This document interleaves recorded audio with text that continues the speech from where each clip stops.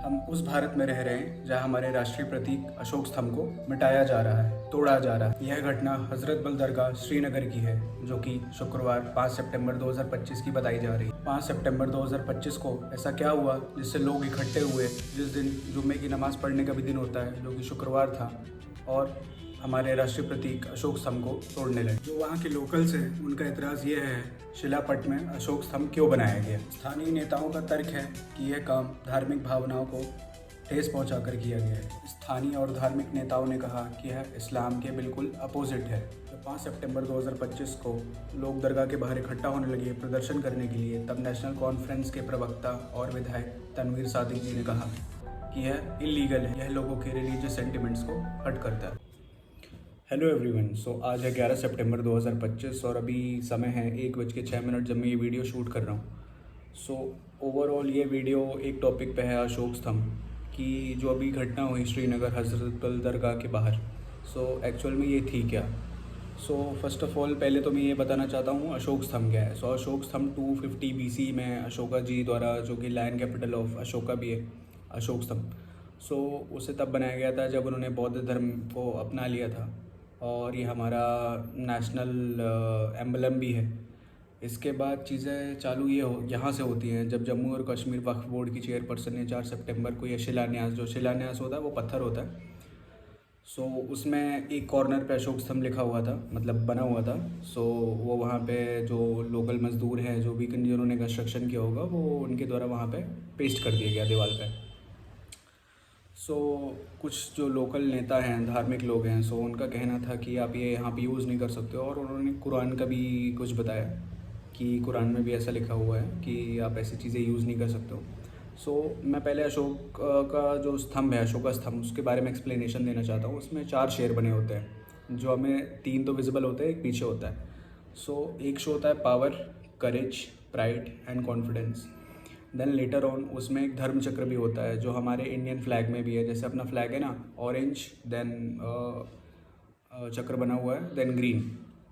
सो flag का अलग meaning होता है, बट ये जो बीच वाला चीज़ है, जो चक्र है, इसको व्हील ऑफ लॉ भी बोलते हैं।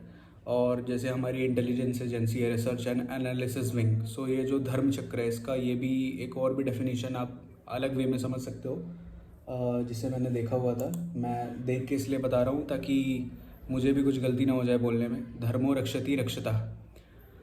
सो अगर आप कोई भी व्यक्ति या कोई भी व्यक्ति विशेष किसी धर्म की रक्षा करता है, तो धर्म उसकी रक्षा करता है, चाहे वो किसी भी रिलीजन का हो। देन अब आगे चालू करते हैं। ये जो हमारी चीज़ें हैं, ये 26 जनवरी 1950 को लागू की गई, जब हमारा कॉन्स्टिट्यूशन बन रहा था। हालांकि ये सारी चीज़ें 26 नवंबर 1949 को डिसाइड हो गई थी, बट जो टाइम पीरियड है, जो कॉन्स्टिट्यूशन ऑफ इंडिया बन रहा था, सो उसमें टाइम पीरियड लिया गया। देन उसके बाद 26 जनवरी 1950 को हमने इम्प्लीमेंट कर दिया। सो ये हज़रत बल दरगाह के बारे में जान लेते हैं। ये श्रीनगर जम्मू और कश्मीर में लोकेटेड है, और काफ़ी एक धार्मिक जगह है एज़ पर मुस्लिम श्राइन्स है यहाँ पे। जैसे कि हमारे लिए अयोध्या है हिंदुओं के लिए, तो मुस्लिम्स के लिए हज़रत बल दरगाह है। तो चीज़ें यहाँ से चालू होती हैं कि जब ये अशोक स्तंभ लगा दिया गया, उस पत्थर का शिलान्यास किया गया, तो चीज़ें थोड़ा सा बिगड़ गई। और ये जो दरगाह है, दरगाह में ये बहुत एक इम्पॉर्टेंट दरगाह मानी जाती है। लाखों की तादाद में यहाँ पे लोग आते हैं दर्शन करने। सो हमारे ये अशोक स्तंभ के लिए रूल्स कहते क्या हैं कि एक्चुअल में हम इन्हें यूज़ कर कहाँ सकते हैं। सो गवर्नमेंट ऑफ इंडिया कहती है कि इसे हम गवर्नमेंट ऑफ इंडिया के जितने भी इंस्टीट्यूशंस हैं, कोई भी ऑफिसेस हैं जो मेजॉरिटी में यूज़ होते हैं, स्टेट गवर्नमेंट के ऑफिसेस में यूज़ होते हैं, जुडिशरी यूज़ करती है, पार्लियामेंट है, प्रेसिडेंट है, गवर्नर है, एंड कुछ इससे सिमिलर एंड सर्टेन ऑफिशियल्स हैं। सो आई बिलीव मेजॉरिटी ऑफ आप लोगों ने देखा भी होगा जो किसी एग्ज़ाम की प्रिपरेशन कर रहे हैं, कि गवर्नमेंट का कोई भी जब ऑर्डर पास होता है, सो उसमें एक जैसे ये पेपर होता है, सो यहाँ पे अशोक स्तंभ का साइन होता है। देन यहाँ पे अशोक स्तंभ का साइन होता है बीचों बीच, और जो भी सेक्रेटरीज होते हैं वो यहाँ पे साइन करते हैं। और ये कमर्शियल, रिलीजियस या पर्सनल स्पेस के लिए प्रोहिबिटेड है, या आप ऐसे यूज़ नहीं कर सकते। अपनी कार में भी ऐसे स्टिकर जैसे आप उसको पेस्ट नहीं करवा सकते। And that can not be use in any kind of private institution, NGOs or churches, gurudwaras, mosques, even Hindu temple, कहीं भी आप यूज़ नहीं कर सकते हो, इंक्लूडिंग मॉस्क्यू। सो ओवरऑल ये प्रोसेस इलीगल है। अब इसकी पनिशमेंट क्या है? इसकी पनिशमेंट है 2 साल की जेल, या 5,000 रुपये चार्ज, या दोनों, इवन दोनों भी हो सकता है। देन उसके बाद इंडियन पीनल कोड में भी एक इसके लिए लॉ है जो पनिशेबल ऑफेंस है, section 2 of emblem act plus section 295A और 153 IPC इंडियन पीनल कोड। सो इसके लिए वहाँ पे भी मतलब अगर आप इसकी इंसल्ट वगैरह करते हो सो वहाँ पे भी आपके लिए अलग से पनिशमेंट है। और ये एक बहुत ज़्यादा सीरियस ऑफेंस है। जैसे आप हमारे जो तिरंगा है हम उसकी जिस प्रकार से वैल्यू करते हैं, सो नेशनल एम्बलम जो हमारा है सो उसकी भी सेम वैल्यू है। इवन आप लोगों ने कुछ ऑफिसेस में भी देखा होगा, गवर्नमेंट ऑफिसेस में वो रखा होता है ऐसे टेबल पे। So it is not like कि वो टेबल पे ऐसे रख दिया डिज़ाइन शो करने के लिए, बहुत ज़्यादा उसकी इंपॉर्टेंस है। So the issue here is not just about religion. The first question is कि एस्टेब्लिश हुआ कैसे।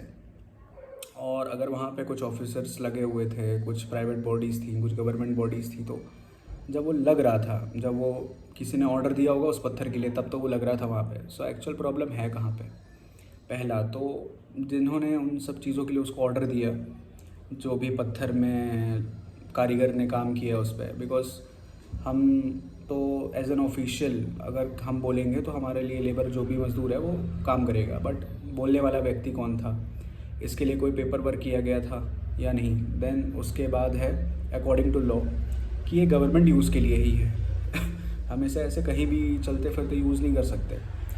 और सेम टाइम अगर हमने जैसे इसे यूज़ किया भी है तो ये जब टूटा हुआ है, सो इसके लिए फिर आगे की चीज़ें क्या हैं। और जैसा कि मैंने रिसर्च किया है, FIR भी आई बिलीव 2 दिन बाद लॉन्च की गई है। सो उसमें 24 घंटे के बाद जितना मैं समझ पा रहा हूँ कि FIR होनी चाहिए, बट आप एक कंप्लेन कर सकते हो। सो कंप्लेन की किसने, आगे की प्रोसेस क्या हुई, जैसे कि आपने देखा बहुत ज़्यादा क्राउड आ गया। सो फर्स्ट ऑफ ऑल उन्हें भी देखना चाहिए कि जिन्होंने ऑर्डर दिया कि गवर्नमेंट का कोई ऑफिशियल नोटिस था वगैरह, पेपर्स थे या नहीं। बिकॉज मज़दूर का काम है मज़दूरी करना, उसने तो प्रिंटिंग मशीन से जो भी है उसमें लेबल लगा दिया, बट एक्चुअल में कौन इंडिविजुअल था या ग्रुप ऑफ इंडिविजुअल्स थे, private body, government body or whatever it is, so they also must be question. Then letter on the Ashok Stambh is a symbol of sovereignty and unity. ऐसा नहीं है कि आप कुछ भी कर रहे हो, इसकी बेइज्जती कर रहे हो। जैसे वो हमारे लिए तिरंगा है, सो वैसे ही हमारे लिए अशोक स्तंभ है। आप इसकी ऐसे रिस्पेक्ट, मतलब ऐसा नहीं है कि आप एक लिमिटेड टाइम तक आप रिस्पेक्ट करोगे, फिर आपको जब मन हुआ तो तोड़ दोगे। और दूसरी बात, ये अगर मस्जिद में लगाया भी गया हुआ है सो आप इसको रिक्वेस्ट करके निकलवा सकते थे। आपके ऐसे कोई ये नहीं हो गया कि आप उसको तोड़ना फोड़ना ही चालू कर दो। सो एक तो ये है, और जो भी इंडिविजुअल्स इसके पीछे इन्वॉल्व हैं इनको भी अलग से पनिशमेंट मिलनी चाहिए, और ये बहुत ज़्यादा ही सीरियस ऑफेंस है। देन इसके बाद सेम चीज़ें जो मैंने बताई, ये कोई ऐसी वैसी चीज़ नहीं है, ये क्रिमिनल एक्ट है। और जो ये सारी चीज़ें हाईलाइट करती हैं या हमें ये शो करती है कि लोगों में बिल्कुल भी अवेयरनेस नहीं है।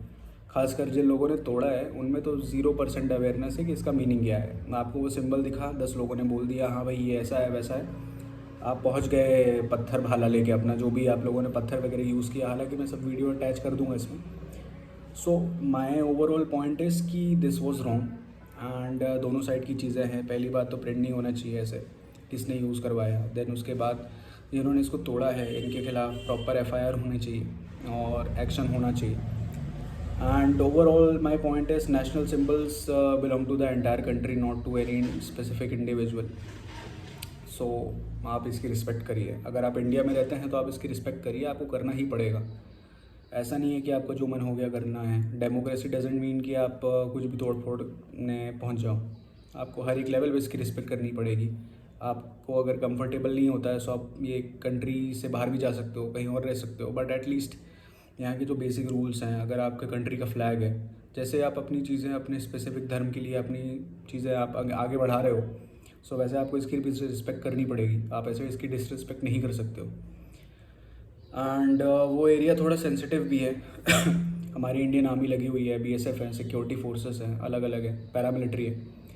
सो जब वो सारी चीज़ें आपकी सिक्योरिटी करने में लगे हुए हैं, सो आप उसको तोड़ने में क्यों लगे हुए हो। सो प्रॉब्लम एक्चुअल में है कहाँ पे? प्रॉब्लम ये है कि ब्रेन वॉश होता है। सो ये सब चीज़ों को साइड रख के अगर आप पढ़े लिखे इंडिविजुअल हो, सो आप ये सब हरकतें ना करिए, इससे एकता बनी रहेगी। और मेरे तो पर्सनल रिक्वेस्ट ये है कि ऐसे लोगों को बहुत तगड़ी पनिशमेंट देनी चाहिए एज़ पर लॉ। एंड इसके लिए और भी काफ़ी ज़्यादा चीज़ें हैं जो कि मैंने देखी हुई है। सो उस रूल वगैरह के बारे में अगर इस वीडियो में ठीक ठाक रिस्पॉन्स रहा सो उस रूल्स के बारे में भी बात करेंगे अपन इन डीप कि एक्चुअल में पनिशमेंट क्या है, क्या लॉ है, IPC, CrPC and multiple things what are involve in this specific segment, because इसके लिए अलग से लॉ बनाया गया है इसकी पनिशमेंट वगैरह के लिए।